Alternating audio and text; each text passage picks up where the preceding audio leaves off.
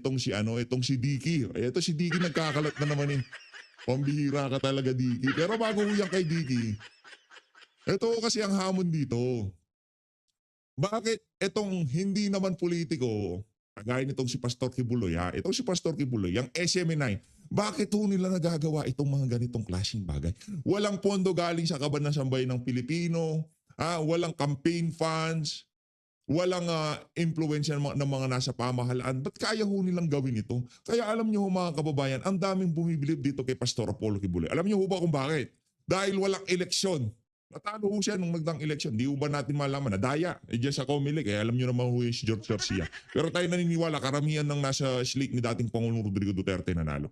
Ito yan mga kababayan. Itong si Pastor Apollo Kibuloy, nakakulong ho siya ngayong mga panahon na to. Pero nung nagkaroon ng sakuna, diyan sa mga kababayan natin diyan sa Cebu, mabilis pa sa alas 4. Ayan ho ang ginagawa nila ngayong mga panahon na to. Tumutulong sa ating mga kababayan na salanta ng lindol diyan sa Cebu. 'Di ba? Wala akong eleksyon. Okay, kung ito may eleksyon bukas o sa susunod na linggo, mapagkakamalan ho natin to na merong bahid politika eh. 'Di ba? Baka pinupolitika lang 'yan, baka kumukuha lang ng boto 'yan. Yun hong ipinakitang sigasig sa pagtulong nitong SMNI noong panahon ng kampanya, hindi ho natatapos doon yun. Ibig sabihin, yung ginagawa ho nila na yan, hindi lang ho para maging popular itong si Pastor Kibuloy. Yan ho, kung tawagin yan, yan ho ang sinserong pagtulong sa ating mga kababayan. Kaya naman, palakpakan ho natin itong si Pastor Kibuloy. Kaya hindi ho tayo nagtataka eh kung bakit itong si dating Pangulong Rodrigo Duterte, mahal na mahal yan si Pastor Kibuloy. Tingnan nyo naman ho yan. Sige, magbigay ho kayo. Magbigay ho kayo ng mga pribadong individual na ginagawa itong ginagawa na to ni Pastor Kibuloy. Sigurado ko hindi kayo makakapagbigay ng walang halong politika. Siguro kung yan pribadong individual, malamang sa malamang merong merong galaw ng mga politiko, mga partido na nasa likod niya na kung saan merong rinirepresentang politiko. Diyan wala ko kayong makikitang kaipalan dyan. Wala ko kayong makikitang pagmumukha ni Pastor Apollo Kibuloy. Pero tayo ay nakakasiguro, yan ho, dahil yan sa malasakit ni Pastor Kibuloy. SMNI ho yan eh. Di ba? Kaya saludo sa SMNI talaga ng mga diyan naman hindi matatawaran yung istasyon na yan sa paglalabas ng katotohanan at talagang yung totoong pagtulong. Hindi nila kailangan maglagay ng kung ano-anong dramatic na ads para magpadala ng donasyon ang mga manonood sa kanila. Kagaya nun sa mainstream media, di ba? Ang dami nilang donation drive para sa mga nasalanta. Eto, walang ganon. Rektang pagtulong. Kaya naman palakpakan ho natin itong SMNI at itong si Pastor Apollo Kibuloy. Saludo. Hindi, nakita ko to kay Boss Dada. Wala akong nag-send sa atin dito. Walang kumumpa sa atin dito na gawan mo to o gawan mo yan. Hindi ho. Sobrang naaantig lang ho tayo kasi nakita natin yung kay Risa eh. Bago to nakita natin kay Risa, bigla ho tayo, itong kay Risa, isang truck na nga lang. Ito ho, bas-bas yung... Di ba? Ang dami yung carry siya, isang truck na nga lang, ibinandera pa ang kanyang pagmumukha doon. Kaya napilitan tayong ipakita dito na ang siyang pribadong individual, kaya naman ho palang gawin to, kaya naman tumulong nang hindi nanggagaling sa pamumulitika. Di ba? O kung saan man, o kung sa flood control man, o para doon sa mga kumita sa flood control. Diba, balatuan nyo naman yung mga kababayan nating nasa lanta ngayong mga panahon na to. Anyway, maraming salamat diyan sa ginagawang effort na yan ng SMNI nitong si Pastor Kibuloy para tulungan ang ating mga kababayang nasa lanta ng lindol. Nandiyan si Boss Dada, kaya ako nakita yan eh. Yung si Boss Dada, nakita ko namimigay siya ng tulong eh. Ayan o, tingnan nyo naman yan mga kababayan o. Yan ang nakakabilib. Diyan ko talaga tayo nabibilib, no? At ito mga kababayan, rumekta ho tayo dito kay Attorney Israeli Totorion. Ang pagkwestiyon ng kampo nitong si Mayor Basti Duterte sa pagkaka-clear nitong si Boying Remulla diyan sa ombudsman. Ito ay diyan sa ombudsman. Kasi nag-a-apply siya sa ombudsman, tapos meron siyang kasong kinahaharap sa ombudsman. Kini-question ho nila yung pagka-clear nitong si Boying Remulla dito sa mga kaso niya na isinampa nitong si Mayor Baste diyan sa ombudsman. Panoorin nun natin 'tong mga kababayan. Game. Anong nangyari na doon sa kasong ipinal ninyo nila Mayor Baste? Ang hirap po kasi dito, hindi po tayo abogado eh. Yung dakiting, hindi po natin alam ibig sabihin nun eh. Pero yung nagpapakadiki, alam natin. Yung mga nagpapakadiki, si Dick Gordon, nagpapakadiki. Shake pa lang, diki na eh. Brad, di ka pa ba nag-move on? Anak ng Petrang Garapata, mag-move on ka na, natalo ka na lahat-lahat. O siguro yan, naratibo mo na yan na paninira kay Tatay Digong, medyo gagana na yan ngayon. Kasi ika nga nakakulong siya, ang ombudsman itong si Boying Remulla, di ba? Kaya, hindi ba natin malaman? May bala ka ba sa 2028? Diki-diki? Diki-diki. Lang niya ka ha. Kala mo nakalimutan ko yung mga pinagsasabi mo kay dating Pangulong Rodrigo Duterte. 3 utot ka na lang ika nga ni Tatay Digong. Diki-diki. Tuloy natin. Grabe nga, very interesting and shocking because if you remember, the members of the Duterte families through Mayor Baste on September 15 filed 9 counts of criminal cases, 9 kinds of criminal cases, 14 counts lahat-lahat before the office of the ombudsman here in Davao City. Kasi taga dito naman sila, pwede naman yun i-file dito. And that was filed against Justice Secretary Crispin Remulla and other high public officers such as his brother, si DILG Secretary John Vic. Pero ang nangyari po doon, on the next day, on September 16 po, nagpalabas po ng sulat po si Acting Ombudsman Dante Vargas na ipa-undocket yung mga criminal complaints na yon at ipa-transmit sa Manila yung mga records ng mga cases. But perhaps he realized and through the reply of Deputy Ombudsman Law na meron palang memorandum order si dating Ombudsman Martires dated May 5 of 2025 ordering the twin docketing of criminal and docket cases and administrative cases rather. Na-docket na kasi kaagad yung aming kaso na final. So ang nangyari po, pinatransmit the next day and then pagka 17, nag-issue siya ng September 17 ng dalawang office orders suspending the implementation of the May 5, 2025 order. So yun yung nangyari to justify na bakit niya pina-undocket yung yung kanyang yung kaso na na-file namin. Ang problema dun September 15 yung na-file namin, yung office order niya September 17. Allegedly, mayroon yung 10 days pala na retroactivity. Pinapa-retroactive niya yung effectivity ng kanyang office order for 10 days. Pwede ba yun? Ang problema naman ito is if you will follow... Sabi nung ba't ganun? Siyempre, kumpas lahat po yan ng nasa taas. Siya ang si Marcos Jr. Kayo ba naman baka biglang magdabog yung sili sa Araneta Marcos pagka hindi na talagang ombudsman. Tayo, ano na ho natin dito sa PH Update, tanggap na ho natin na magiging ombudsman yung buo si Boying Remulla.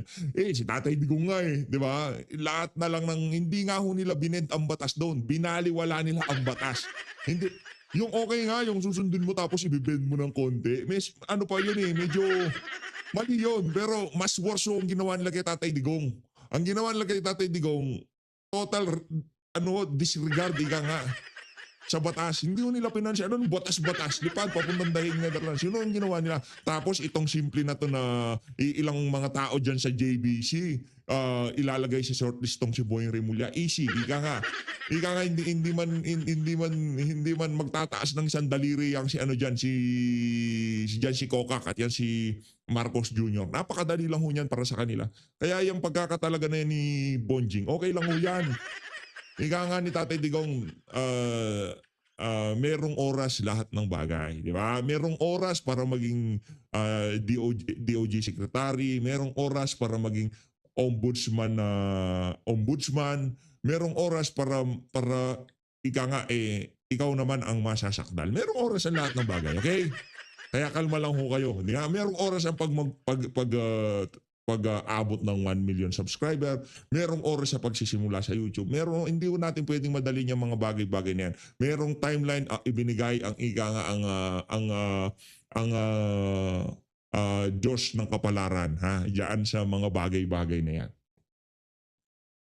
Ang first question dun, can an acting ombudsman issue an office order that will supersede memorandum order of a full ombudsman? No? Kasi si Ombudsman Martires, ombudsman yun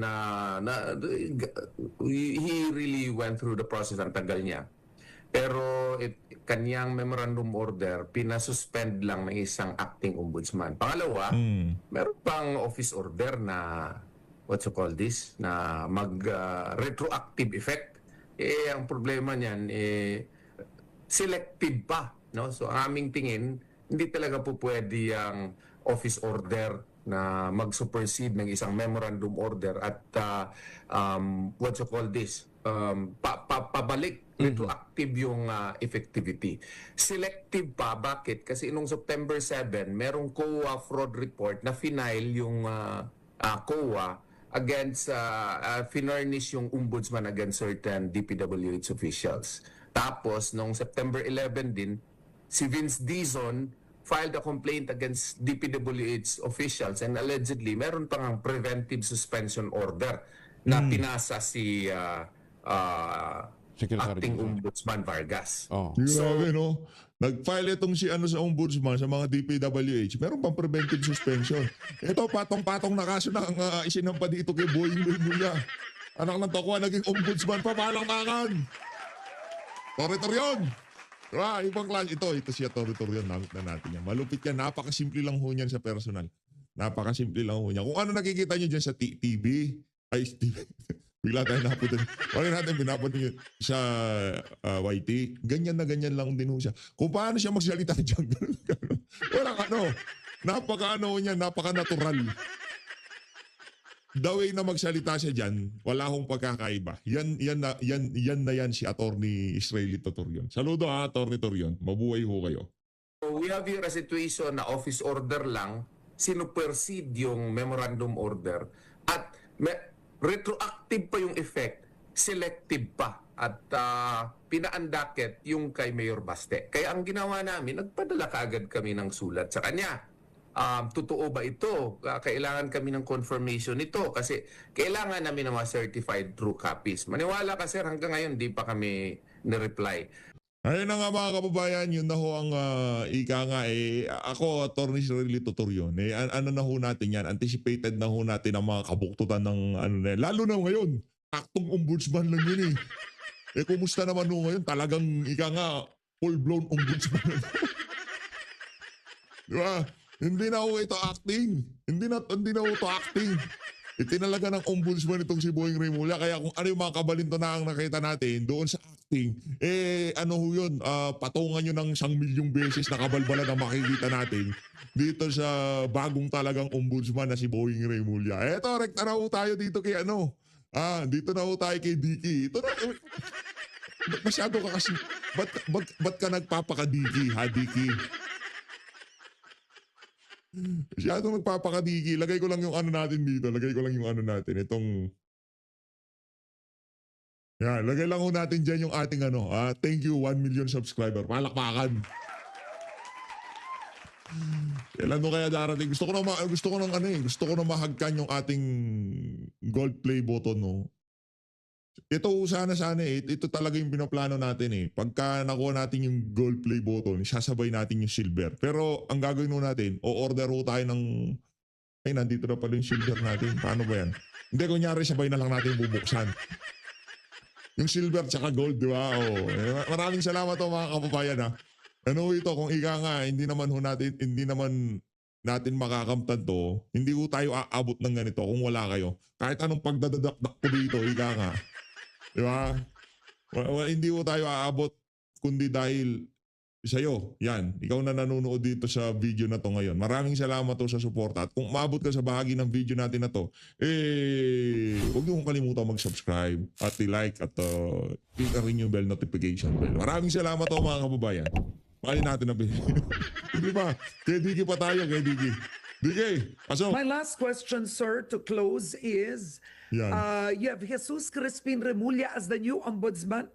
There are mixed reviews. Of course, you have some that believe he is absolutely qualified. Matapang po siya. Some have said he's been put there for partisan interests. What's your take? Yan. Lahat yan mukhang matapang. Lahat yan mukhang qualified. Pati si Martires, pati yung nung araw. This scorecard will reveal what they were able to do. Like Yeah. I said, the ombudsman can do things motu proprio. Kailangan malakas ang loob mo. Kailangan alam mo ang batas kung paano sila hawakan. Kailangan yung mga tao mo, pag sinabi mo, how do we prove this? Anong kailangan natin? Anong essential elements yan? Every lawyer knows that. So they have to dig and dig and dig. That's how we did it in the Blue Ribbon. Akala ko dik. Brad, yung ginawa niyo sa Blue Ribbon sa Parmali hearing, mga kabalintunaan Yung pilit na pilit ba? Diba? Pilit na pilit Pagpalagay na natin yung meron talagang kumita dyan, pero para maikonekta kay dating Pangulong Rodrigo Duterte, ibang istorya yun. Well, I have all these reports, and the Blue Ribbon is stacked with documents, with testimonies that are all under oath, and they can bring them together already and start filing cases in Parmali. So, I think Boeing will be the type of guy na talagang matapang sa isura, mabangis, pero kailangan makita ngayon yung galing. Matapang si... Hindi ba talaga matapang yan si Boying? Yun ba ang pag-portray sa kanya? Pero base naman sa ating nakita dito sa ating obserbasyon dito kay Boying, matapang naman talaga. Mantangin nyo, alam naman niya na magiging presidente sa 2028 itong si VP Sara kung ano-ano pang kabalin mo na ang pinagagawa. Hindi ka ba naman matapang, di ba? Papadala mo sa dahing Netherlands itong si dating Pangulong Rodrigo Duterte, gayong alam mo naman na magiging presidente itong si VP Sara sa 2028. Ganito kasi yan mga kababayan. Kung masisiraan nila itong si VP Sara, doon sa first 2 years ng administrasyon na to, durog na si VP Sara. Yun ang hindi nila mag-gets hindi nila maintindihan kung sisiraan natin tong ali na to, doon pa lang sa first 2 years, dapat wasak na to. Ngayon, pagka umabot yan ng ikatlong taon ng pamumuno ni Marcos Jr. at talagang napakalakas pa rin sa survey nitong si VP Sara. Lahat ng Rosario at lahat ng Lubina ipunin nyo na, padala nyo na sa Malacanang. Di ba? Dahil ang sinisigurado ho natin dito, lintik lang. Mga lintik kayo, mga walang yaka kayo. May kalalagyan kayo lahat. Hindi ko alam kung saan kayo nilalagay nitong si Vice President Sara Duterte. Pero sinisigurado ko dito, lahat ng kasalanan na ginawa nyo sa sambay ng Pilipino, hindi lang sa mga Duterte, hindi ko tayo kasi mga Talyanista Pinklawan at Saymada dito. Lahat ng kasamaan, kasalbahihang ginawa nyo sa sambay ng Pilipino, pag nanakaw nyo ng pondo ng flood control, lahat ng nangyayari na to ngayon, walang kwenta ho ito, yung ICI. Tanggap naman natin i-dribble na bobola-bola ho nila yan. Sa 2028 pa lang ho natin malalaman ang buong katotohanan sa lahat ng kabuktutan na nangyayari ngayong mga panahon na to. Inimbestigahan nila yung war on drugs si Tatay Digong. Nagdaang administrasyon. Bakit hindi natin pwedeng imbestigahan itong flood control scandal na to? Sa susunod na administrasyon. Okay lang. May oras lahat ng bagay. Oras ho nila ito. Wag ho kayong masyadong magpa-high blood sa social media at yung tipong gigil na gigil. Meron hong oras yan. Weather lang yan. Merong time na sobrang dami. Merong time na sobrang konti. Matutuho tayo sa lahat ng bagay. Pagka dumating yung panahon ng marami, magsaya tayo. Walang problema. Pero kung galing tayo sa konti, alam natin pakiramdam, dapat ano rin tayo, matuto tayong maghintay ulit dahil darating at darating. Parang yan, panahon nila ngayon, lahat ng impluensya sa kanila lahat. Marami sila marami yung impluensya, pera, kapangyarihan nasa kanila. Pero iikot yan. Sa gusto nila, hindi ho nila mapipigilan yan. Kaya kalmahan nyo lang ho mga kababayan. Roy. Kung paano mo ipo-prosecute. Pag sinabi niya, halimbawa, kung titingin pa ako kay Presidente, boss, kukulong ba natin ito? Hindi na pwede yan. Kailangan hindi na titingin niya. Ang titingin niya lang, matutuwa ba ang tao pagka kinulong natin itong tao ito? Yun lang ang dapat niya malaman. Dahil kung ang standard is to get justice, to get equal protection of the law for everyone. Then the ombudsman, kaya siya tinawag ng ombudsman, yan ang bantay ng tao sa mga katiwalian, dapat gawin niya yan. On that note, I want to thank you for joining me today, former Senator Richard Gordon. Thank you, sir. Ayun na nga mga kababayan, no? Rekta na ho tayo doon sa pinaka-umpisa ng video. Ganun ho tayo, nag-uumpisa ho tayo sa huli, tapos uumpisa natin. Nagyakabi. Eto na. Tuloy natin, But you King. were once the chairman, and I would have to say, is it correct to say one of the longest serving chairman of the Senate Blue Ribbon Committee? Tama po, sir, no? That's correct. I was there for about the entire term of my 2 terms. Oo, so parang ilang taon po kayong chairman noon? Siguro mga 12 years. 12 years. So Yes. if I were gonna ask you today, what went wrong? What happened? Nobody expected this from Senator Lacson. Well, nothing went wrong except that I think I know Senator Lacson is quite adept at investigation. But what surprises me is why he would wilt on criticism by his fellow senators. I don't think he should wilt, because especially he knows. Ako hindi yun nasuspecha ko. Ang suspecha ko, ang gusto nitong si Ping talagang mag-all out siya dito, kaso pinipigilan siya. That some of them may be involved, and that he's caving in to these pressures. That's very un-Lacson. Very un-Lacson. I don't know why, but you take an oath. You take an oath to do your duty without, fear or favor. And it seems that that's very un-Lacson to wilt against the people who are talking bad about him. He should not be on your skin. There's a case called People vs. Bustos where leaders should not be on your skin. They should be prepared to parry all these criticisms. And the best way to do that is to go on that track and make sure that nobody's spared. People are crying out, enraged and very, very, unsatisfied, not just at the slow pace, but the fact that very people ever go to the dock or be punished. That's the whole issue today. But do you think, Senator Gordon, it would have something to do also with how the majority is faring today? A few days ago, there were reports of, I think, 4 or 5 senators who were thinking of going to the minority. Do you believe this is in a way to save the leadership? That was something to be considered by Ping and Tito Soto. This is a pair of kings that you have. No? And as far as I'm concerned, when you have that situation, the better thing to Grabe no, kung titingnan nitong si Soto yung katayuan niya sa politika, nakatoko, wala na ho sunog na lahat ng, nagsunog ho siya ng napakaraming political capital sa pagpakikiapin niya na to kay Marcos Jr. Okay, pagpalagay na natin nanalo siya. Hindi, unahin na ho muna natin yung 2022 election. Alam na nila, silang dalawa ni Lacson, di ba nagtambalan yan? Nagtandem sila, presidente, vice-presidente. Natalo sila, linampaso sila ng unity team. Sa sobrang kapal na mukha nila, senatorial election, next election, 2022 ay 2020 2025 midterm election, nakiapid sila, nakialyansa sila dito sa magnanakaw na pamilya. Diba, alyansa ng mga magnanakaw. Magnanakaw ng tiwala na sambayan ng Pilipino. Nakialyansa sila, nanalo sila eh. Ngayon, natalo sila ng pagka-presidente, nanalo sila ng pagka-senador. Alam naman natin dahil. Shout out George, di ba? Hey George, how are you George? Di ba? Ganun lang naman ho yun eh. Hello George. Ganun lang naman yun eh, di ba? Nanalo sila. Okay, bigay na natin sa kanila yun.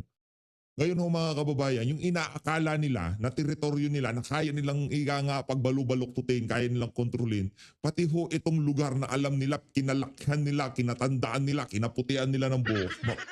Maging itong lugar na to, hindi na rin nila kontrolado.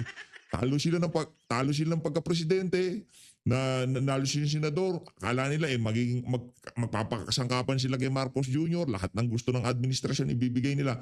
Yung mismong kasamahan ho nila, wala na hong naniniwala sa kanila ngayong mga panahon na to. Siguro merong iilan, dahil kayo ba naman sasabihin kay Erwin Tulfo, gawin kitang acting chairperson ng Blue Ribbon Committee, gagawin kitang Finance Committee chairperson. Ano yan pagka ikaw okay, meron kang bilang, anong maipapangako mo? Anong maipapangako mo sa akin na ibibigay ng committee pagka binoto kitang Senate President? Ganun lang naman yan Ika nga pati dyan meron nung kung tawagin yung mga committee dapat alam mo kung kanino mo ibibigay. Iboboto kita basta akin ang agriculture. Iboboto kita pagka akin ang Committee on Finance, di ba? Makukuha mo ang signature ko dyan sa resolution na yun pagka akin ang bibigay mo sa akin yung Committee on Dangerous Drugs. Parang ganon. Ano ho yan? Lobbyist din ho dyan sa Senado. Ngayon, pagka umikot ang bola dyan, nakikita nyo naman ho natin na talagang wala nang tiwala yung ibang mga kasama nitong si Soto sa kanya. Ano na lang yan, kumbaga, ang pinanghahawakan na lang dyan, yung pakinabang na makukuha nila kung mananatili. Hindi yung tiwala, pakinabang na makukuha nila kung mananatili yung si Soto bilang Senate President. Lloyd. To do would be to go on the attack and go ahead. Ping, I think, made a little error when he said all the senators were involved.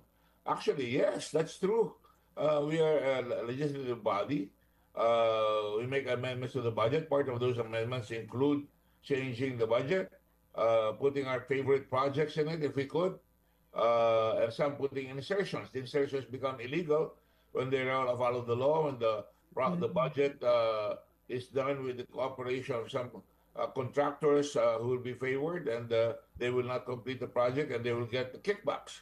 But that's the time when we prosecute. But so far as I'm concerned, it would have been a very unpopular move on the part of the minority if they had unseated Mr. Soto for saying he is unfair to the senators. No, it's the senators who are unfair to the country. Now, I want to ask you, amendments and insertions have been given a bad name. Right? Yes. The amendments and insertions have been given a bad name. During your term as senator, ipaliwanag niyo sa amin, ano ba sa pagkakaintindi ninyo ang kaibahan ng amendment at ng insertion? Kasi you have Senator Drilon who says, technically they're the same. And yet insertions have a secretive feel to it.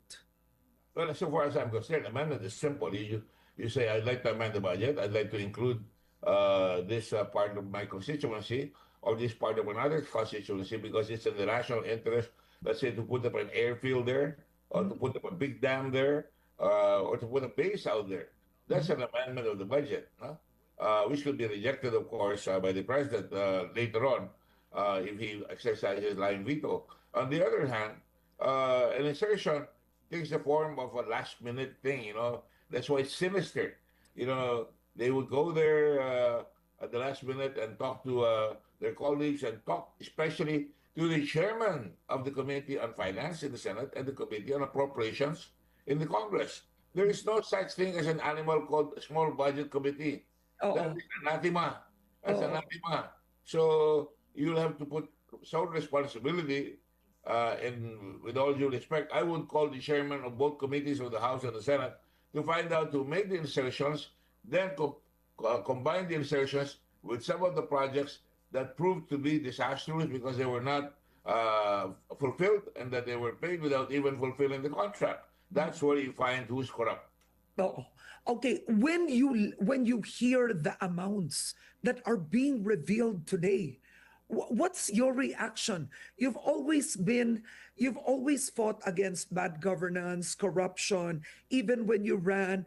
But when you hear the amounts today of the insertions are in the billions. That would have been a bad signal. That's where the committee chairman failed. If they were getting billions, they should have right away blew the whistle. They didn't. They should have blown the whistle right away, or any of the senators should have blown the whistle.